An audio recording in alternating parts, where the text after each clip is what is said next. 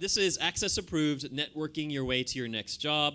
We've heard from a few of these panelists already throughout the day, but so let me just give just a very quick introduction. Paul Chung, to my left, is AAJ National President. He works at the Associated Press in New York. Angie Lau is based here in Hong Kong. She's an anchor and correspondent for Bloomberg News. Often see her in the morning. I often wake up to her in the morning as I get ready for the day. Steve Herman is based in Seoul. He is the Voice of America North Asia Bureau Chief, and as he just told me, his claim to fame has been the FCC president of both Seoul and Tokyo. Not at the same time, though, right? That would be good for diplomatic relations between the two countries. And also Sharon Chan, who many of you were just listening into on the previous workshop, is over in Seattle. I think many of you already know her. And we have a couple other folks coming in. And you know myself, Ramy Inocencio, I freelance for CNN.com, CNN Travel, as well as the Wall Street Journal Online. So I'm just going to open this up. Since this is all about networking, I want to ask you guys first off, with your current jobs, and maybe you can tell what your current jobs are first, how did you get there, and what was the step or maybe the process of steps to get there that you can share and maybe people can learn from? So whoever would like to go first. So I got my job at the AP 3 years ago, but I have to lay the foundation for the network almost 5 or 6 years back. So you don't want to start networking when you need a job. You need to network when you don't need a job, and just talk to people because you don't know what people need. So when AP was going through a lot of transformation, I actually sent my resume to them with my contact. I was like, hey, I noticed that you're doing restructuring, and I actually have a lot of experience restructuring. And I came down to Miami Herald, restructured the team. Immediately the next day they say, hey, you know what, we have a job for you. So a lot of times when people think about, companies that are doing layoff, they don't have jobs. They have jobs. It's just different kind of jobs. So you just have to be able to, network your way through. Now, had I not have the relationship that I built from a couple years back, I don't think I have the guts to just say, hey, you know what, you just go and do a big layoff. Here's my resume. Do you need someone to help you restructure your team? So I think understanding that relationship ahead of time could help build your credentials. And even since then, a lot of times I would get people who just call me and say, hey, you know what, we have a job available. And that's because every single conference I go to or every single opportunity I meet, I make sure people know what I do. I don't really turn down opportunity. I'm always willing to talk and discuss, but not be pushy about it. I echo what Paul said, and laying the foundation of solid relationships with peers and colleagues, even at rival news organizations, because this is a very small industry, and the cream of the crop, whom I like to call my friends, that's all of you here, they're the best at what they do, and I admire their work. I often go to them for advice, and it's this kind of relationship building that when something happens and somebody thinks of me and they say, hey, what about you? What about me? That's great. Now, did I always know this? No, my goodness, I did not know that this was the secret ingredient to a great career. I had no idea until I started going to AAJA conferences. I really felt like I was this little island of one in this great sea of scary journalists, and I had no idea how to get to that huge landmass. I sought out people I admired, I sought out colleagues, and the people who helped me along the way helped me realize that we are all in this together. I joined Asian American Journalists Association, 10 years ago. And I have to say that this is one organization that has not only helped me grow personally and professionally, it helped me get to where I am today.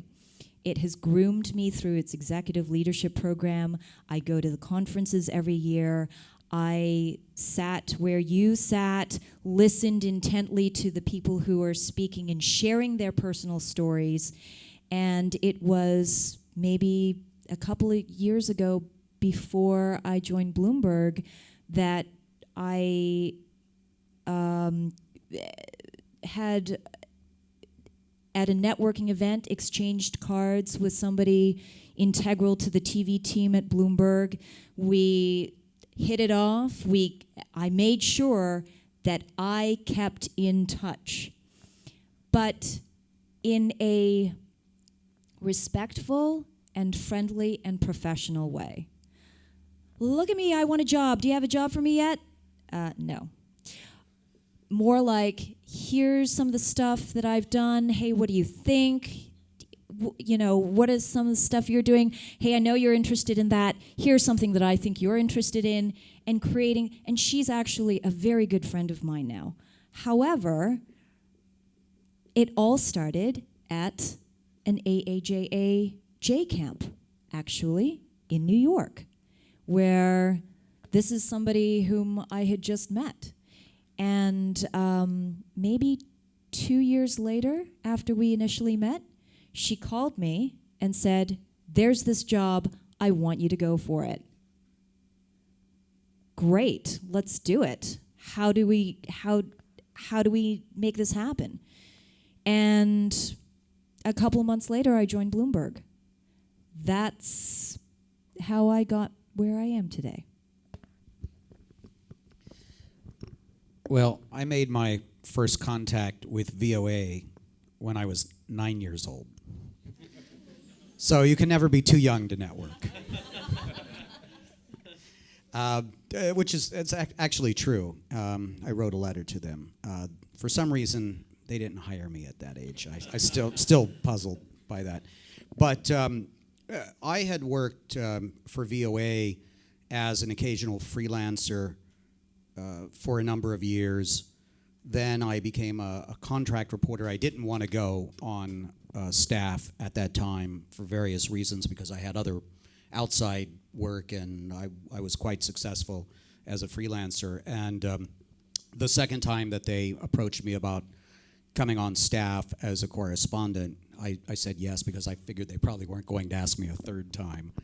So it can be many years, as you pointed out, before you end up working for someone to making your initial contact. I've never gotten a job through a AAJA event, but I've seen my role as more as a mentor with AAJA and looking for people that, not necessarily that I'm looking to give a job to this week, but some years down the road. And these types of organizations are incredibly valuable. We can talk a little bit more about the role of having a social media presence to get yourself out there and make contact in a virtual way with potential employers all around the world. But I really don't think that there is a substitute for that face-to-face contact, and then keeping in touch with people you make, finding casual mentors, more formal mentors. AAJA has a program, and I've played that role for a number of people over the years. And as a mentor, then you want to see the people that are your proteges succeeding. So that's also something to look at. Not only AAJA has those sort of opportunities, but other organizations. I'll stop there. I'll talk a little bit more about any specifics that I didn't cover later on. So I am the Associate Opinions Editor at the Seattle Times now. I've been at this company for 13 years. But, and before that, my first job out of college was at a magazine in Orange County, California called Orange Coast. And I got that job by doing an unpaid internship there. Fortunately, I could stay with my parents during the summer. And I was an intern who filed things and wrote these little tiny stories at the beginning of the magazine. And then they asked me to do a freelance story that was 2,500 words, and they were going to pay me $500 for my junior year in college, and I was like, "Whoa, mind blown! They're gonna pay me!" And I didn't even ask them, and I didn't even pitch myself. And I was going to become a doctor, and like every good Asian kid, and when that happened, I was like, maybe there's another job out there for me. And I was just so clueless when I got my senior year. I wasn't even interviewing for jobs. Do you know how much money you've lost not being a doctor? Yes, but the hours of sleep that I've gotten and these fine friends, as Angie mentioned. So I wish I had known about AAJA when I was a college student, and that's why I care so much about the organization. But anyway, I actually went to a diversity job fair when I was at that magazine. Oh, so anyway, the editor called me and said, "We have an editorial job open. Do you want to come in and interview?" I interviewed for one job. I got that job. 3 months later, I came back and started. And then I went to a diversity job fair, very similar to the stuff that AAJ does. In LA, when I wanted to find my next job, I met the Seattle Times then assistant managing editor, now executive editor, David Boardman. I went there as an intern. But I've had multiple jobs, and I would say even though I've been at that company, I've been in a different job every 3 years, and AAJ has helped me get every one of those jobs, whether it was through the executive leadership program, which changed my career. I would not be sitting here, I would not have served as AAJ president without ELP. So I highly recommend you make that investment in yourself and go. And I've gotten other job offers that has forced the Seattle Times to come back and give me a job I wanted within the company. And I can't deny the importance of just they're more than friends, but they're also my colleagues at AAJA. When they see my bosses, where they run into them, they say good things about me, which also helps my career within AAJ, within the Seattle Times. I have no doubt that one day I will end up working somewhere else because of an AAJ connection. I mean, one thing about networking is, networking is not just about networking outside for a job. You really have to network across, up and down as well, right? So like Sharon say, you have to network across because these are the people who could potentially help spread your work. So when someone say, hey, a lot of people always come to me and say, hey, I'm looking for so-and-so. So I have to go back and okay, who do I meet, who I like, who I can make a recommendation for? I'm not the hiring manager, but because I could make that recommendation and people trust my recommendation, that means something. And managing down is also important, in terms of networking, because some of these, new people, they are your staff. There could be future leaders of the industry. So, it's really important to, when you think about networking, it's not one-dimensional, but it's actually multi-dimensional. And one of the biggest failure that people don't do is networking within their own organizations, right? So, you don't have to network your way out of, your company. If you really love your company, do internal networking to get a better job. I mean, Sharon had 3 amazing jobs at the Seattle Times, and that doesn't come from not networking. So basically, from this first question, what we're hearing is basically laying the foundation, taking years, really, for many of us. And so cultivating those relationships and not expecting to get a job within a month or two or maybe even maybe half a year or something. I mean, case in point, for me, most recently I was CNN's business correspondent here. And 10 years ago, I think it was 10 years ago, I met my now very good friend who's in Beijing as a producer there.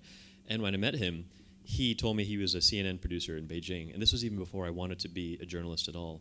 And he said, yeah, I'm a CNN producer. I was like, wow, that's so cool. I want to be, I want to work at CNN too. And then little did I know that, 10 years later, I would be doing the same thing. I would be doing it. But it took me just meeting, the bureau chief over in CNN, Jaime Floracruz, and just being a friend of him, and then actually finding a freelance gig over in New York with CNN, and then someone seeing me there and then asking me if I wanted to come back here. So it's just very circuitous, and you just don't know what's going to happen. But if you have a goal of maybe a company that you have in mind, or maybe an ideal job, then you can work towards that and identify key people, key network nodes, or just key mentors, like you guys were saying.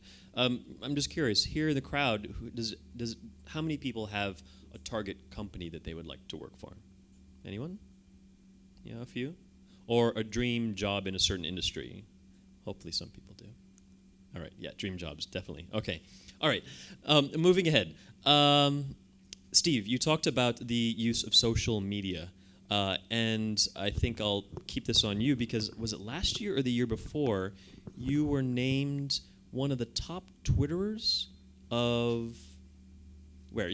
Tell us more about that. And I don't remember the exact title, but it was the Daily Dot or something like that, for what it's worth. Named me. There was top 10 Twitters about news, and I was number one. And W7VOA. That's my ham radio call sign, actually. And I do happen to work for VOA, so it's handy. And so, for you with social media, what do you think is the most powerful tool to get your name out, to get everyone's name out? I think it's absolutely essential these days to have a presence on social media, whether you are a aspiring a college student or a freelancer who's just starting out, or a veteran correspondent or editor. It doesn't necessarily have to be Twitter. Twitter, I think, works for certain things. It might be Facebook, and now there's all this other stuff out there that's coming up, Tumblr and whatnot, and there'll probably be something else next year. So I'm not necessarily brand specific. For me, what I do, Twitter works, and I think it's about 28,000 followers, which is, compared to my peers, is significant. I'm nowhere near Justin Bieber, I guess. But I don't think it's really the number of followers that you have. It's who is following you. And if you've got your peers, analysts, experts in a particular area that you cover, influential people in your own community, that's what's most important. And if anyone wants to know how to make your Twitter account most effective to work in a particular direction, I'm happy to talk about that offline, because I think most people in the media are actually not doing Twitter correctly. I know that's a subjective term, but I think in a lot of cases it's working against them. You have to be very careful if you're on social media as well, because if you're talking too much about your personal life, or you're getting you're a one-woman op-ed on Twitter on very controversial topics, it could work against you actually getting a job in the future. So you have to be very disciplined. What's your number one lesson, I guess, just in the interest of time, when using Twitter? Figure out what you want to focus on. Don't try to be the AP Wire and tweet the entire world. Pick a particular subject or geographical area. I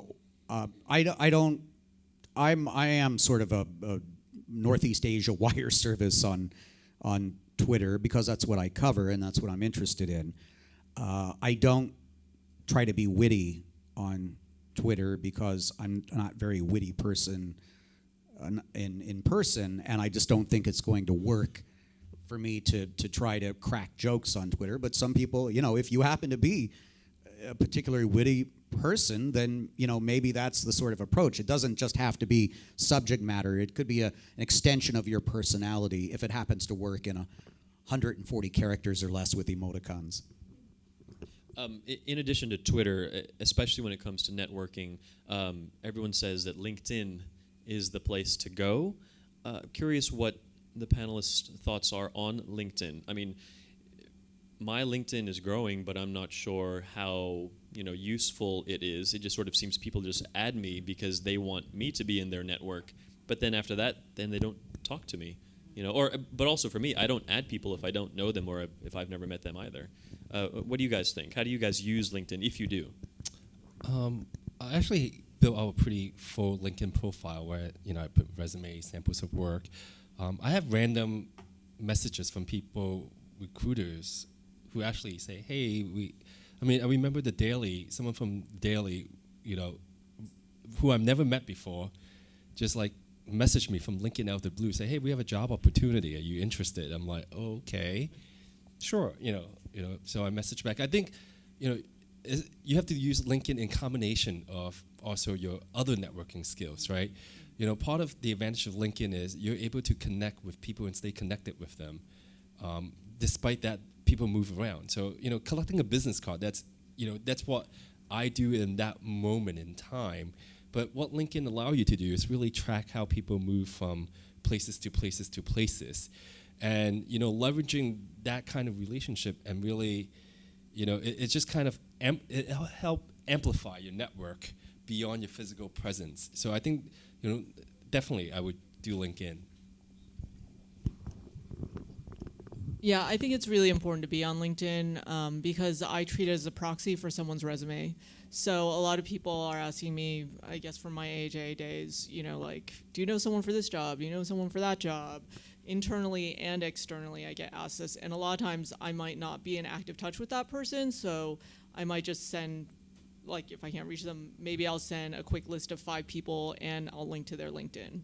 So for that reason alone. Also, Krista Canfield on LinkedIn does a session called LinkedIn for Journalists monthly. And then if you do the session, it's really great training, for how to use LinkedIn for reporting sourcing, which I've found really useful. But also you learn things like how to tag your profile, which also helps you in your search engine optimization on LinkedIn. For instance, when I was covering Microsoft, I just threw up a bunch of topics I'd written about, and now I routinely get job stuff from Microsoft contractors for technical writing, which I'm not interested in, but it's kind of interesting. I think that you need to pair social media with some really just, boots to the ground. And that physical face-to-face meeting is something that makes a mental imprint for me. I mean, I like social media, it's great, but it's also lazy and easy. And I want somebody who steps beyond that and shows me that they're reaching out to me in a really tangible way. The LinkedIn stuff is easy for me. I can check you out, your resume. It's absolutely crucial. I love it. But don't assume that that's the only thing that you need to get my attention. I find LinkedIn to be wide but not deep compared to other social networks. If someone sends me a LinkedIn request, even if I don't know them, if they're sort of in a related field or maybe they're an academia and I'm interested in the subject, then I'll accept the request. I won't do that on Facebook. Facebook, I want to have the personal connection before I'll be friends. And on Twitter, obviously I can't follow everybody back that follows me on Twitter. And of course, probably 95, 98% of the people that I follow on Twitter, I've never met in person. So I think they all have different roles, and you have to keep on top of this because, as I said, next year there'll be something else that'll be out there, and this will be the tool. LinkedIn, I think in certain fields, it has been extremely effective for people finding jobs, and headhunters are really deep into LinkedIn. In journalism, I would agree. It's not going. You're not going to get a job in journalism by just posting your resume on LinkedIn.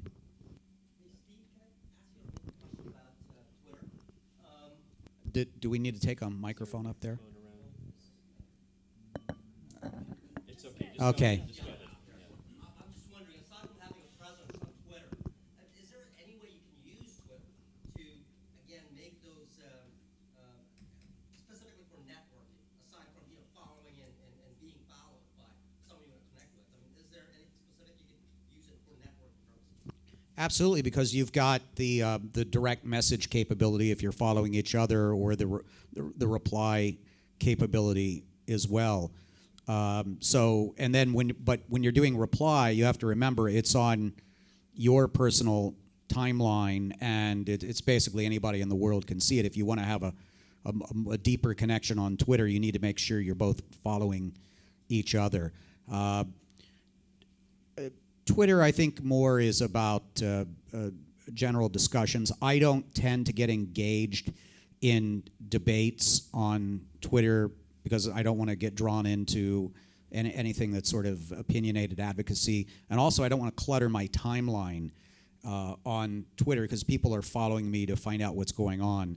But there are a lot of major journalists who do use Twitter as sort of the public forum to talk about issues and engage deeply with particular individuals. That's probably more of a topic. Yeah, again, I think there's a lot of, you have to be very, very careful with Twitter. I know some journalists for major publications that have gotten into big trouble by putting stuff out on Twitter that they should not have. I think it's a little EQ practice, I guess, because we all use social media differently. Like every person has their own different personality online. So Steve, for example, just has friends on his Facebook. Me too.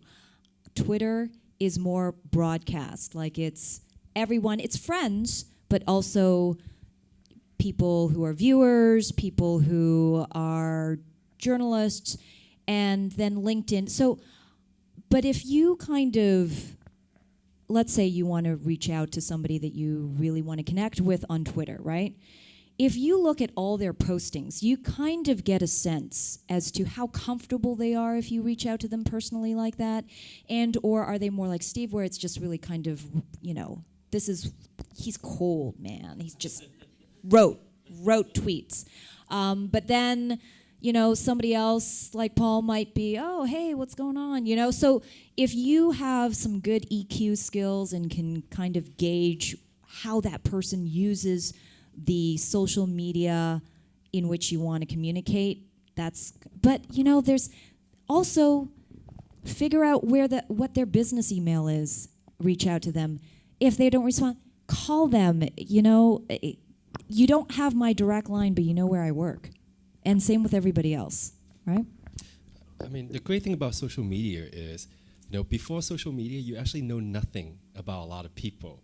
So because of social media is a great way when you actually do meet that person face to face, you have something to discuss. You say, hey, you know what, I've been following you on Twitter. I think, some of the tweets you mentioned really, get my jams up, So it's not like you just meet this person and have nothing to say to them. I mean, the great thing about social media is there's people that you aspire to be, you could begin tracking them. So when you do meet that person, face to face, you have something to talk about and not just like, hey, how are you? What's up? Cool tweet, great. Paul brings up a really good point, just the power of Google. There's this AJ member I know, Owen Lay, who's a broadcast journalist in Seattle. Sometimes when he's in a conversation with people he doesn't know at a network event, he'll step away and Google that person. And they come out and be like, so how is blah? I would say that for someone that's a potential freelancer that I'm going to hire, I will admit also that I will check them out and find out if I don't know if I don't have a personal reference. But to me, still, primarily for anything serious, a project or substantial, I do want a personal reference from someone that I already trust. Again, you need to balance this. You can't just do everything virtual online. You've also got to make those personal connections too. And that's a pivot that I want to go to, from social media to that face-to-face connection. Of course, for any job, we need and want to have that face-to-face connection, especially here in Asia, where we attach so much importance to face. But how do we get that face-to-face with that key person? The networking that all of you guys have available here is great, but this only happens once a year here in Hong Kong. So how do you get face-to-face time with, say, the bureau chiefs? Some of you talked with Elena Lee, with Ken Brown, and that was great. That's what this is here for. But then, getting that step, you're not going to be easily trapped in an elevator with one of them and give them your 30-second spiel. In the old days, it was really easy. Just find the bar where the editor drinks. But there's still some truth to that. In certain cities, in Hong Kong and Tokyo and Seoul and Bangkok and other places in this region, there are certain places where journalists do congregate. There are foreign correspondence clubs or press clubs in many cities. Some are more active than others. In Tokyo, the total membership of the club is around 2,000, including associate members. In other cities, it's very small, but it's a tight group. And what I do find is there usually is a gathering in Asia, at least, in every city, at least once a week. There's usually one night. In Delhi, it was Thursday nights at the Foreign Correspondence Club.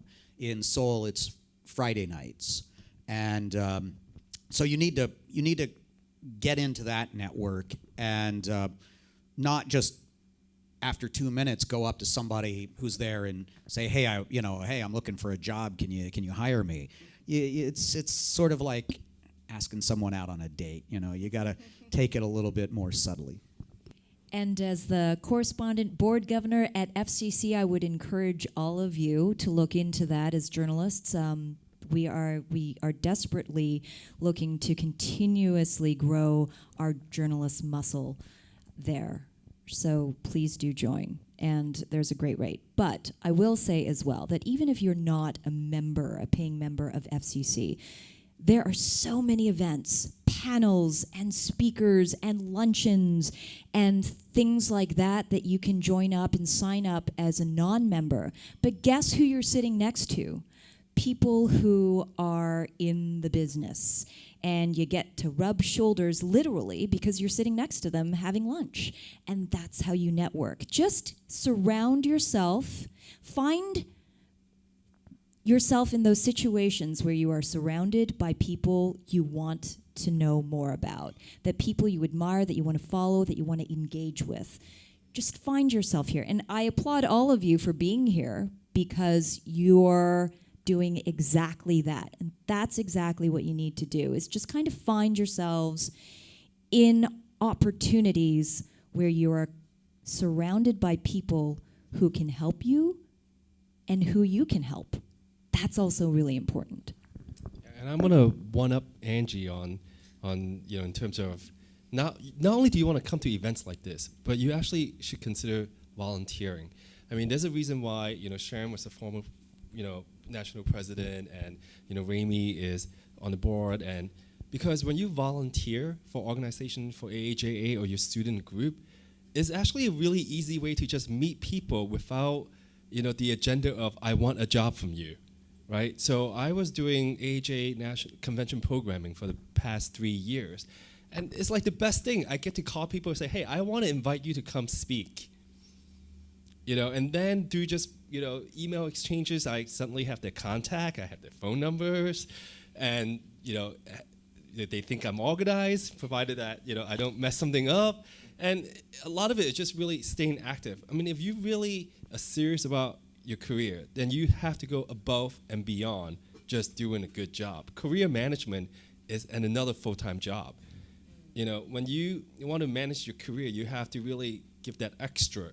When you volunteer for a group like AAJA, the easiest way to make these connections is,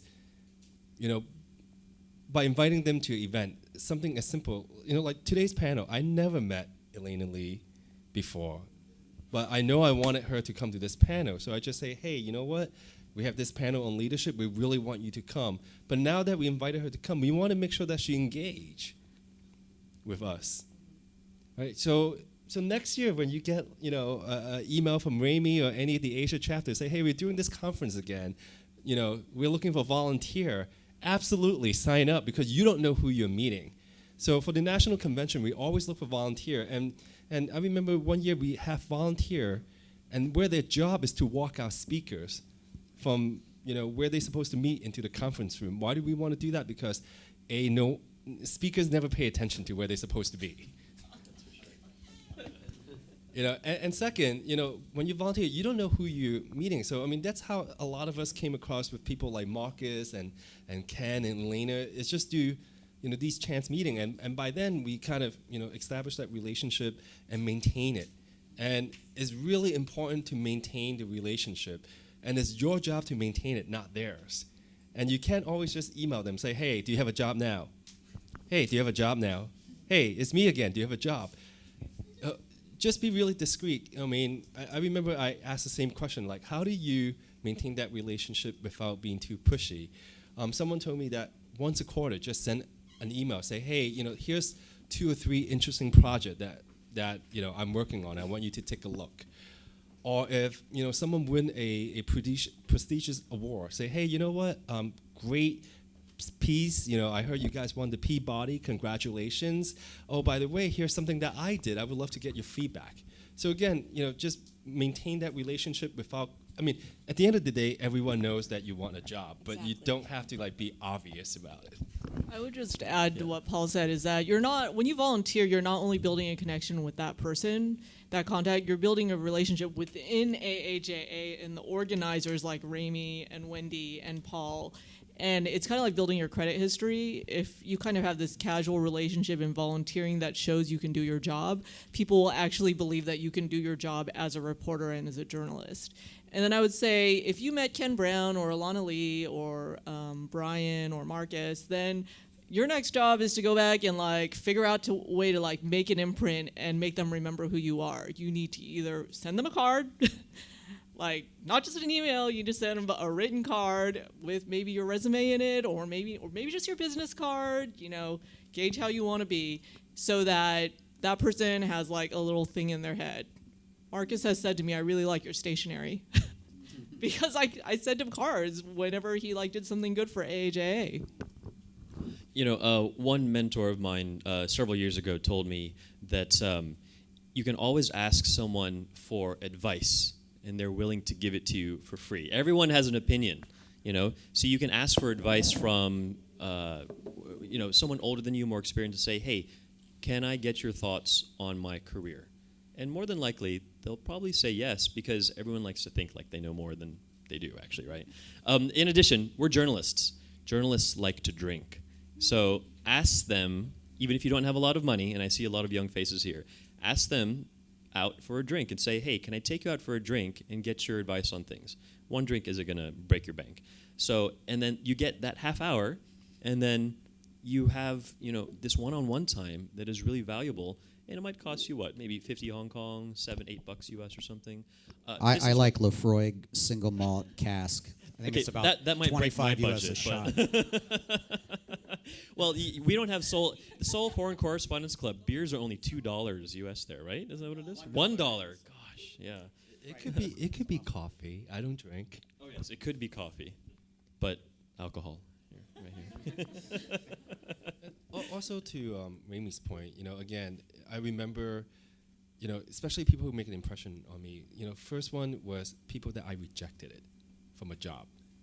So, there's this guy who applied for a job, didn't get it. And he wrote a really nice email back and say, hey, you know what? I would love to meet up with you and talk about, what is it that it takes to get a job like this. And I was just really impressed by, him not being disappointed, and came back and really want to find out what does it take for him to land a job at the AP to do, an interactive producer. I mean, I went and meet, and I remember this guy, and and I say, here's what you need to do, and if he is actually able to succeed, he could be a viable candidate.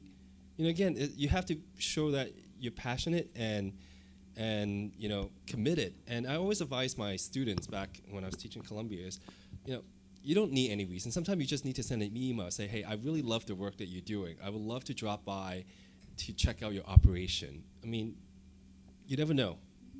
Can I just give a real-life example of someone who I think combines all of these things, the people, the social media.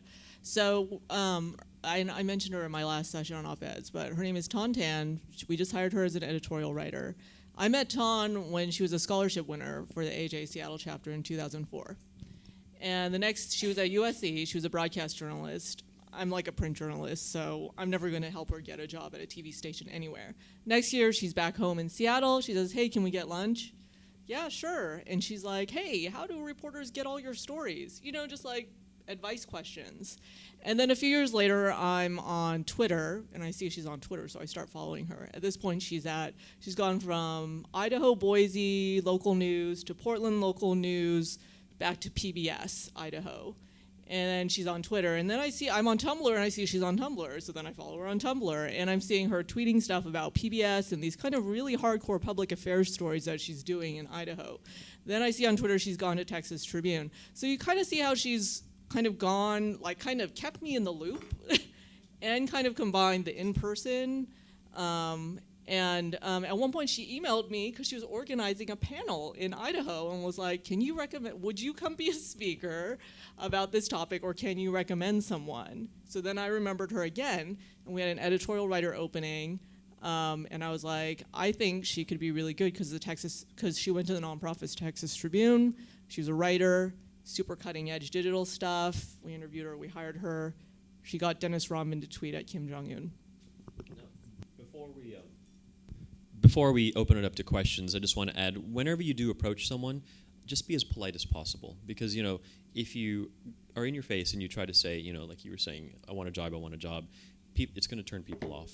Just be as humble as possible, because you're asking them for an in into a company. And for many people, it's a family, and they put their life into it, So just don't be too in your face. But if you were in Jane's talk earlier, know your worth, she was saying, and also know who you are, know what you can bring, but don't be too much over the top. All right, I'd like to open this up to questions, and I think, Matthew, you have the microphone. So please raise your hands, and Matthew will come on over.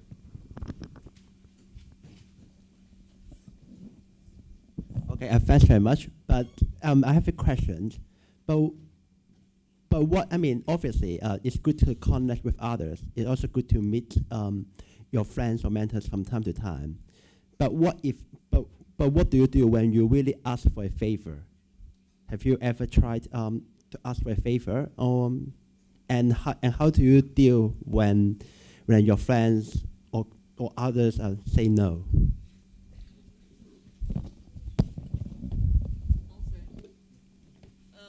Well, you don't start by asking for a job, like Paul said. You want to admit, Hari Srinivasan, he's another AAJ Seattle Scholarship winner who is now a PBS NewsHour anchor.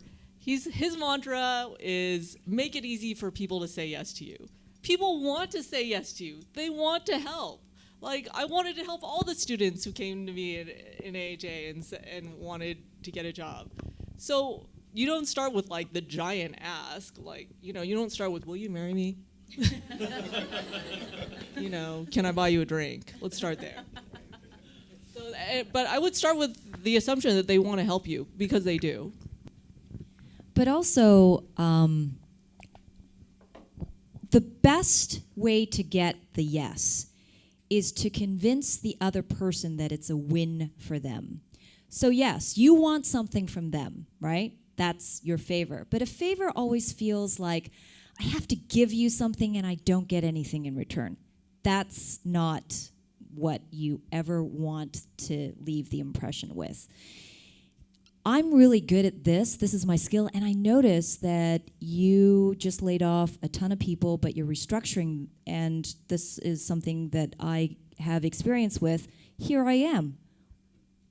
Okay, it's a win for you and it's a win for me. You just told me why together we can win. It's great. Make it easy to say yes. So I wouldn't really couch it as a favor. And if they said no, it's because you weren't able to communicate what is in it for them and what they will get out of it. So for example, what was it that you asked that got the no? Just curious. Oh, you don't have a specific example? Okay. I mean, I also think you have to know, what is it that you ask for, and is that person the right person to ask for that particular request, right? So, for example, you're not going to go to someone, like Marcus and say, I want a job. No, you don't. I mean, his he's so far high up that, if you have access to him, what you want is his Rolodex. Could he make recommendations for you to someone that can hire you? So again, it's just really understanding what is it that you ask for, and is that person the right fit? Because if you're going to make it feel like work, then it's work. And it's extra work that no one wants to do. So you have to, like Sharon said, make it really easy. So just ask for things that's easy and small. If there's a job available, don't ask me to forward your resume to them. Say, hey, you know what? I noticed that you're connected to this person. Do you know anything about this person? So it could be a simple yes and no question. And then I might come up with follow-ups. It's like, would you like me to connect you guys? Another question?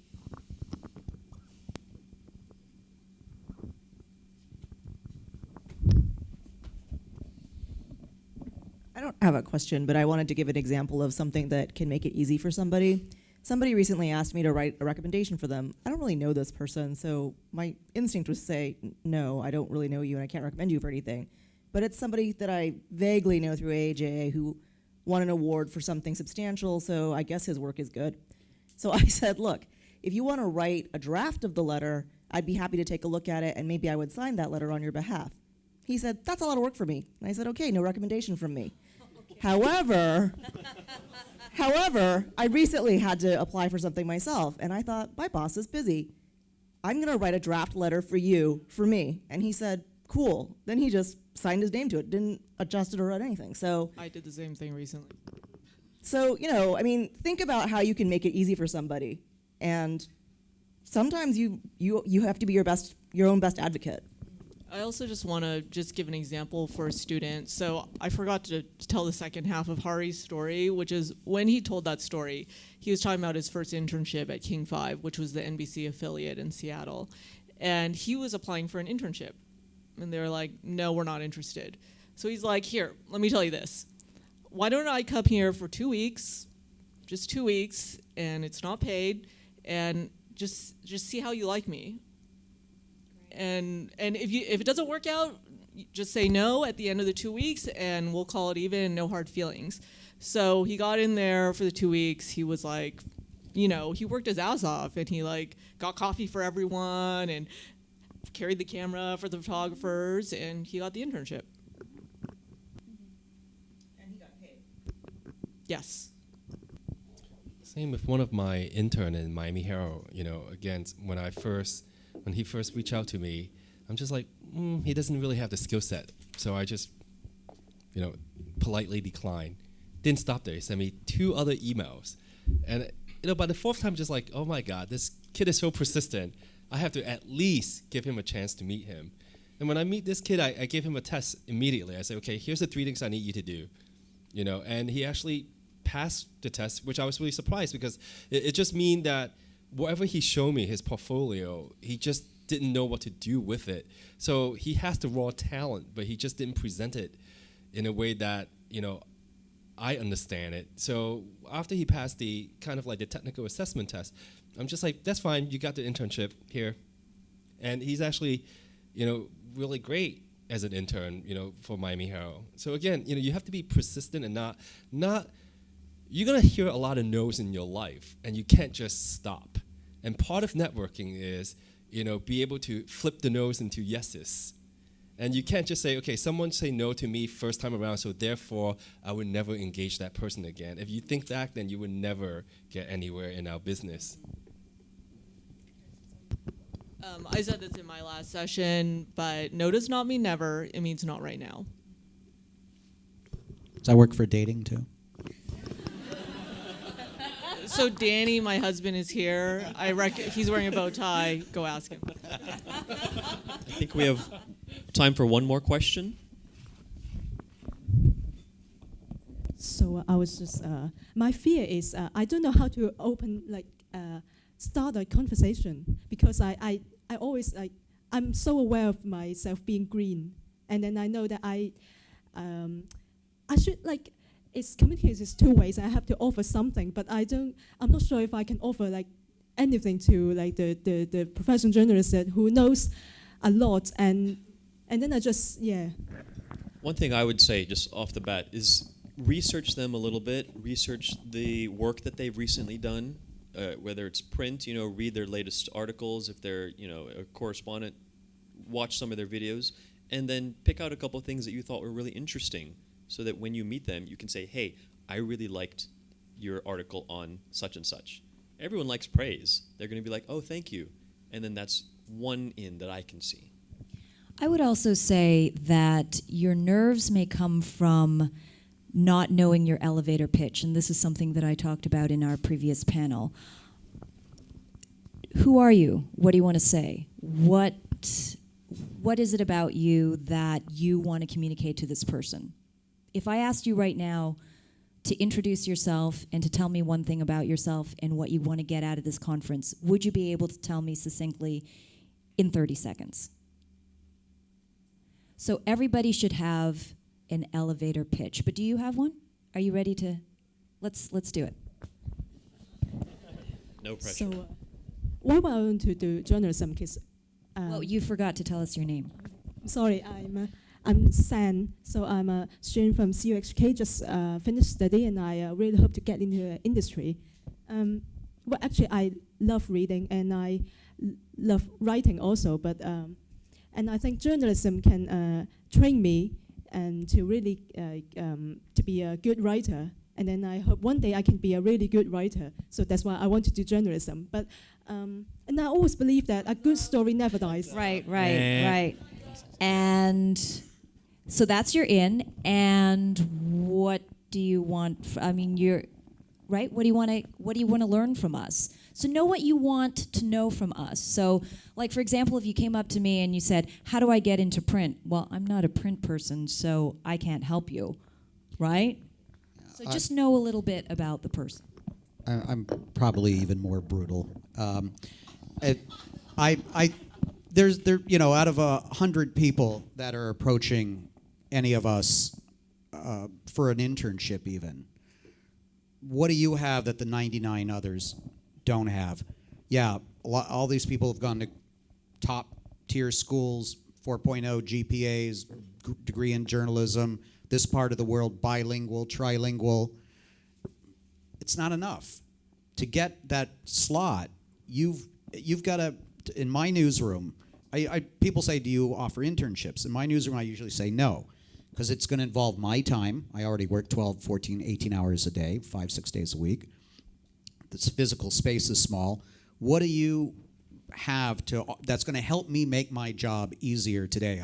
What Hadi did, someone to carry the tripod, go get coffee, just isn't going to cut it these days in a lot of newsrooms. I probably, if someone came in with the right collection of skills, I would bring them on as a summer intern. But video editing would be one thing that comes to my mind, that if somebody comes in and says, look, I've been doing Final Cut Pro for a few years, let me show you what I've done. Here's, the following that I've got on Twitter. Here's my Tumblr blog, et cetera, here's what I wrote, for my school paper, and I put together this documentary. That's the sort of things that at least I'm looking for these days, if someone even wants to get an internship, let alone a job. And, to be really brutally honest, no one want to hear your lifetime story when they just meet you. So you have to know, when to disengage. Always come with a game plan. What is it that you want to get out of, right? If you have nothing to say, it's okay. Thank them for coming. So it's just like, thank you, Remy, for coming to the AHA conference. I really appreciate your time. By the way, I would love to follow up with you sometime. Could I have your card? And then be done, right? If you have nothing else to say. Now, if you sit through the conference, he says something really interesting, then what you could do is, there's usually a big crowd of people, right? So pretend like they're all waiting, and he's like, hey, Remy, I find this thing, what you say really interesting. You know what, it's really noisy. Can we walk over here and have a private discussion? So dominate them, and then do, really focus on something that really latches on.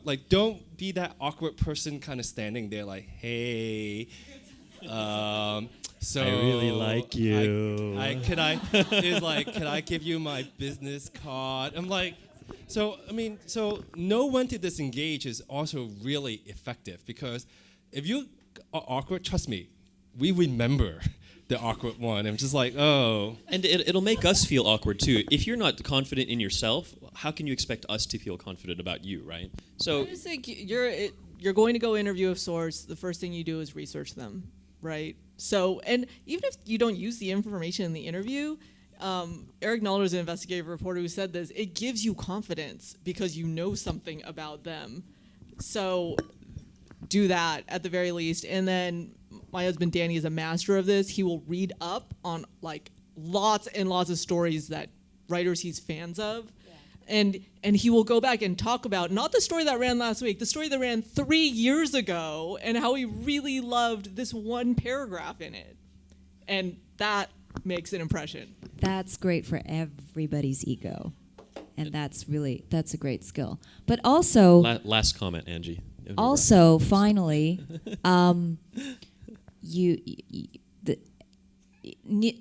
this Sorry, conference. you can continue this. Sorry. This conference is online. The programming has been up for weeks. The speakers are all out there. It's called the internet. You can Google everybody, right? And then you come up to the person and you're like, "Hey, you, what's going on? I know a little bit something about you, and here I am, and I think I can do something for you." Great, love it. Great to meet you. All right. And with that, we end this panel. I'd like for you to all thank our panelists here for their time and opinions and analysis. Definitely remember what they've said. Now, before we end the day, we have to migrate back to T2 for some final announcements, and then the day is over. So if we can just do this en masse in one herd very quickly, just head on over to T2 and find a seat, and we'll let you go.